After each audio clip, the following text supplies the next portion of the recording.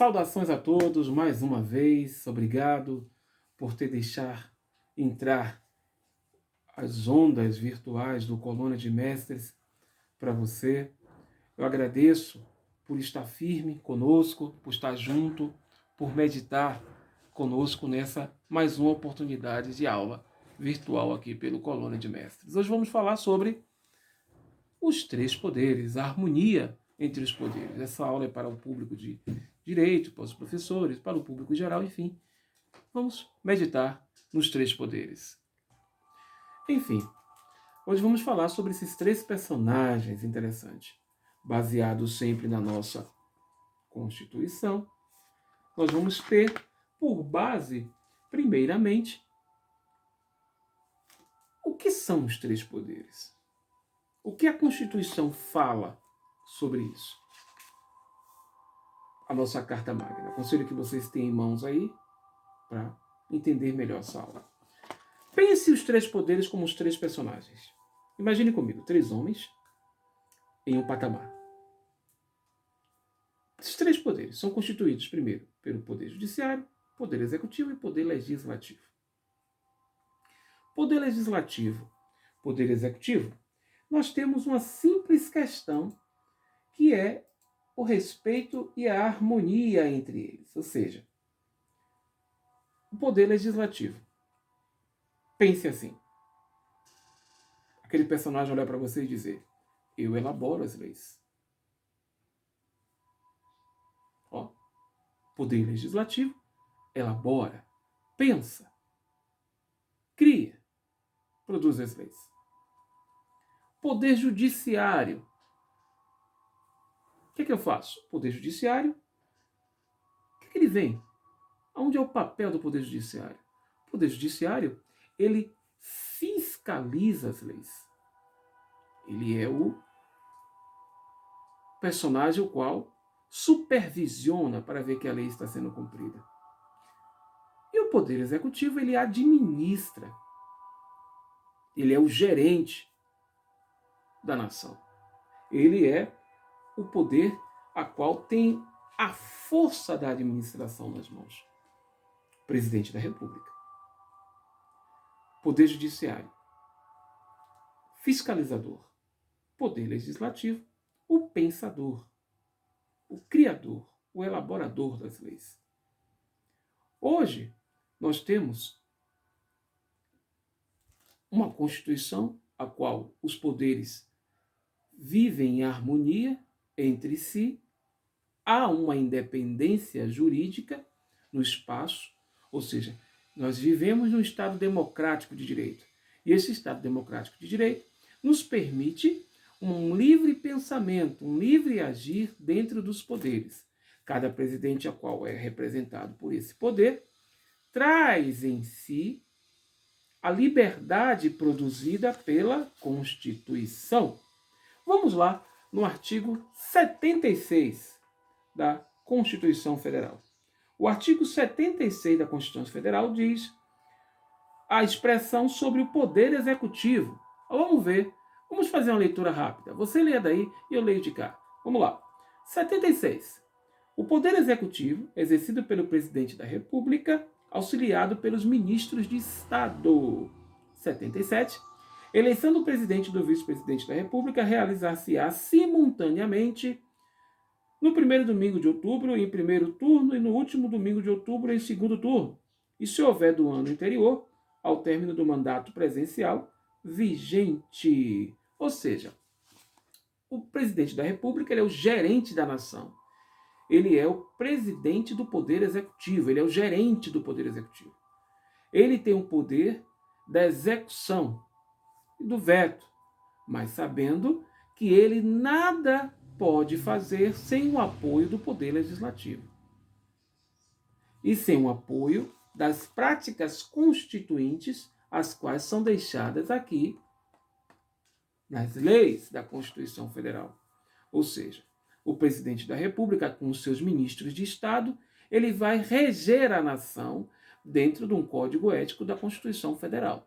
A cada projeto de lei, PLs, a cada veto a qual é mandado, envia o projeto de lei para a Assembleia, para a Câmara Legislativa, e lá é votado, sendo aceito ou não, ou baseado na Constituição, ou o projeto é vetado pelo presidente da República ou sancionado pelo presidente da República. Aí varia de acordo com a análise, que nós chamamos essa análise de processo legislativo. Atualmente, o presidente da República do Brasil é o senhor Jair Messias Bolsonaro, que atualmente está sem partido. E o seu vice-presidente é o general Mourão. Então, eles, com seus ministros de Estado, eles comandam a pasta do Executivo, né? Eles comandam o poder executivo na República do Brasil. E através desse poder executivo, gerencia a nação. Cabe ao presidente sancionar, como eu falei, ou vetar leis. Cabe ao presidente caminhar ao lado do legislativo para que venha ter uma harmonia entre os poderes. E essa harmonia é fiscalizada, supervisionada pelo Poder Judiciário. Hoje nós temos o presidente da República, que é o gerente da nação, qual nomeia os seus ministérios, os seus ministros.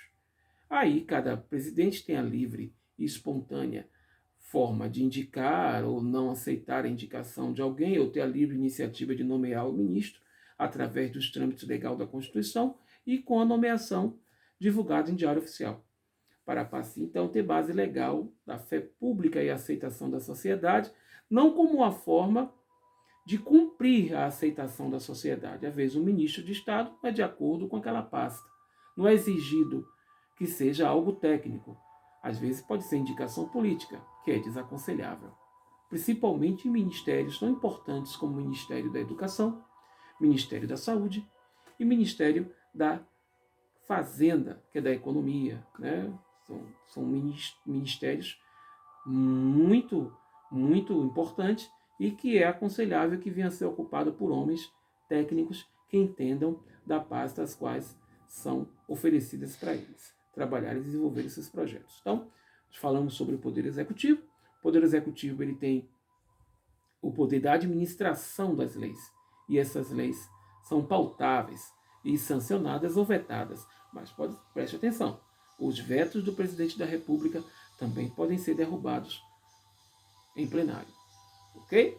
Então, vamos continuar agora com o poder legislativo. O poder legislativo hoje no Brasil, ele é presidido por dois homens, né? Na Câmara Federal é o nosso Rodrigo Maia, né? Deputado federal, presidente da Câmara Federal, e o Davi Alcolumbre, que é o presidente do Senado da República. E são os dois homens de frente do poder legislativo do Brasil. Enfim, poder legislativo. Falamos de Rodrigo Maia, Davi Alcolumbre. Poder legislativo, que compete? Ele cria, ele elabora e fiscaliza o poder executivo. Através de aprovações de projetos de lei, através de aprovação de emendas constitucionais, o projeto chega ao presidente da Câmara Federal, ele entrega a uma comissão que é muito importante na Casa Legislativa, que é a CCJ, a Comissão de Constituição e Justiça, a qual vai analisar aquele projeto de lei e ver que está dentro das normas da Constituição Federal.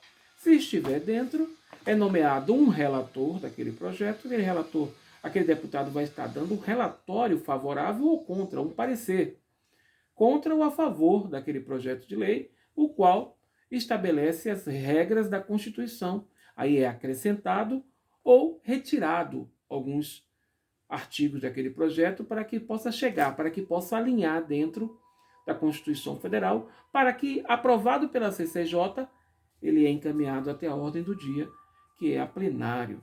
Aí, novamente, nós chamamos esse sistema de processo legislativo. Depois que o projeto ele é aprovado, né, na Casa Legislativa, na Câmara Federal, ele é enviado até o Senado. O Senado aprovando também se bate com a Constituição e Justiça, que lá no Senado também existe uma Comissão de Constituição e Justiça, analisada e nomeado um relator, Esse relator vai estar analisando aquele projeto de lei e vai passar a ordem do dia pelo presidente. O presidente vai estar entregando à a Secretaria da Mesa vai estar estabelecendo na ordem do dia, e essa ordem do dia é votado. Sendo votado, aprovado, é encaminhado até o presidente da República. O presidente da República ele vai assinar o projeto de lei, onde ele sanciona ou veta, sabendo que, volto a dizer, o veto também pode ser derrubado em plenário. Certo? Desde quando o projeto venha ter uma força popular, o qual o Senado e a Câmara Federal acham que o veto do presidente foi insuficiente. O projeto volta à análise para que possa retirar o que o presidente não se agradou ou que não foi possível ser aprovado naquele momento por questão de verba ou questão outra jurídica a qual se envolve o processo legislativo. Nesse sistema, o Poder Legislativo ele fiscaliza o Executivo e elabora as leis. Né? Então esse personagem ele vai elaborar, ele vai legislar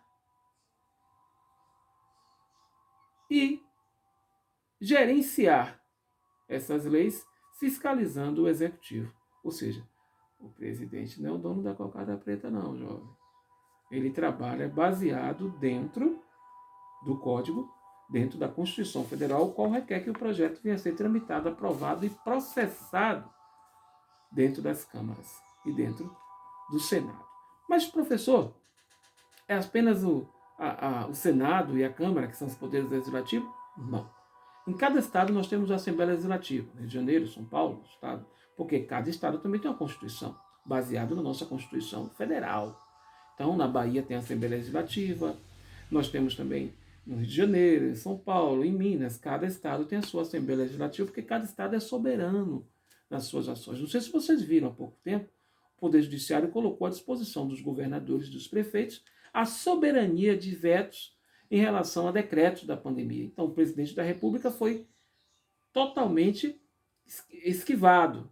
O presidente não poderia concordar ou discordar em relação à aplicação da lei de cada estado dentro da pandemia. Né? O presidente estava livre de escolha em criticar, desde quando ele não desabone a conduta de ninguém. Mas o poder de escolha de decretos ficou para os estados e municípios, que também os municípios também faz parte do poder executivo, mas é uma outra história que outro dia a gente conta. Mas vamos continuar falando sobre os três poderes e a harmonia entre eles. Agora vamos falar sobre o poder judiciário. O poder judiciário é um poder muito importante, é o que faz com que os maus políticos tremam.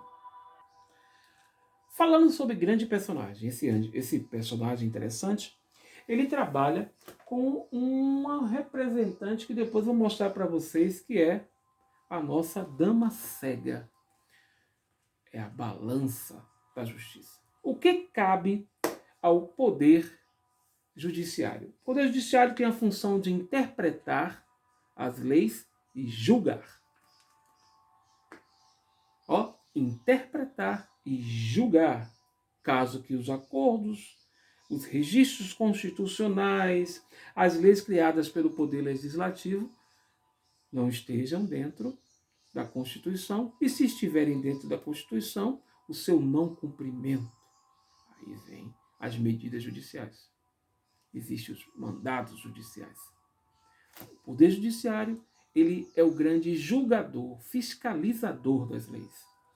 Ele é representado hoje no quadro nacional, né, pelo nosso grande presidente Dias Toffoli, Sua Excelência, o ministro do Supremo, Dias Toffoli.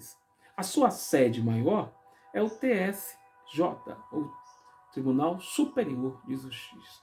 É a última instância da justiça, é a Corte da Justiça no Brasil. Lá em Brasília, né, ele é composto pelos ministros da Justiça, e esses ministros da Justiça, eles são o colegiado, o qual julga as leis, as que são enviadas do Legislativo, as que são elaboradas no Legislativo, e a sua execução, a sua fiscalização. O Poder Judiciário ele tem um poder acima do Legislativo, acima do executivo? Não. Há harmonia entre os poderes são independentes. O poder judiciário é a garantia da sociedade qual a lei está sendo cumprida. É a garantia que a sociedade tem que as leis que são elaboradas pelo legislativo estão sendo executadas. E com precisão, e com rigor. Principalmente as quais são direcionadas às finanças do povo. Então, o poder judiciário é a arma que a sociedade tem através dos ministros de justiça que a lei está sendo executada. Então, é grande responsabilidade, né, do senhor presidente Dias Toffoli, a qual ele hoje comanda o poder judiciário. Né? Você vê aí atualmente algumas discordâncias entre o governo do presidente Jair Messias Bolsonaro, entre o legislativo, né? Tem sempre aquela turma do deixa quieto, deixa disso, né? Pedindo harmonia entre os poderes, mas existe uma desarmonia no século atual, nos dias atuais, os quais os poderes estão em turbulência. Não porque um quer mandar do que o outro. Cada um tem seu espaço reservado na Constituição, que é chamado independência entre os poderes. Mas o Poder Judiciário é o agente fiscalizador, o julgador. Então, vocês viram nessa aula aqui, nós temos o Poder Executivo, Poder Legislativo e o Poder Judiciário, o qual é representado cada um pela sua independência entre os poderes. Um forte abraço, espero que tenha ajudado. Que Deus abençoe vocês. E obrigado mais uma vez por ter deixado entrar na sua casa através do seu celular, através da sua televisão, do seu computador. Muito obrigado, eu agradeço. Um forte abraço da família Colônia de Mestre para vocês. Eu quero desejar aqui um abraço aos meus alunos, um abraço aos professores, colegas firmes que estamos juntos aí. Um abraço a todos aqueles que são fã do Colônia de Mestre, que gostam do Colônia de Mestre. Indique para os seus amigos. É um conteúdo totalmente cultural, diferente, conteúdo bem bacana, a qual vai estar levando cultura, educação e cidadania para as famílias. Em tempo desse de pandemia que você está evitando sair, que tem o nosso hino, né? A nossa palavra de ordem, que é o ficar em casa, fique em casa estudando com Colônia de Mestres. Espero que você tenha gostado dessa aula. Falamos sobre os 3 poderes. Assista, compartilhe, opine, toca o sininho aí para que você possa receber os novos vídeos. Dá um likezinho, comente, escreva aí. Muito obrigado pela sua participação. Um forte abraço, professor Cláudio Nazaré, Colônia de Mestres. Saudações. Tchau, tchau.